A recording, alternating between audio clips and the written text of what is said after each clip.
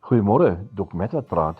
Ek sit in 'n ontvangsarea van 'n besigheid en nou wag ek vir die persoon wat my moet kom help en my die onderhoud met my het.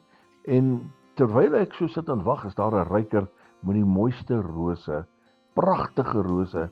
En ek bekyk dit van nader en toe ek voel, toe besef ek dis kunsmatig. Dis nie die regte roos nie. Dit is rose wat van sy gemaak is. En maar dit is so mooi, dit is so eg.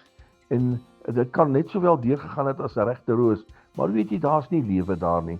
En daai ding ruik na niks. Daar's geen mooi reuk, geen mooi geur wat vrygestel word nie. En terwyl ek nou so sit en kyk na hierdie pragtige ruiker, toe besef ek ons partykeer as Christene is net so. Ons is mooi, maar ons beteken niks. Daar's geen wel aangename geur wat ons vir die wêreld kan uitstraal nie. Die wêreld kan kom kyk en ek sien die halwe waarheid.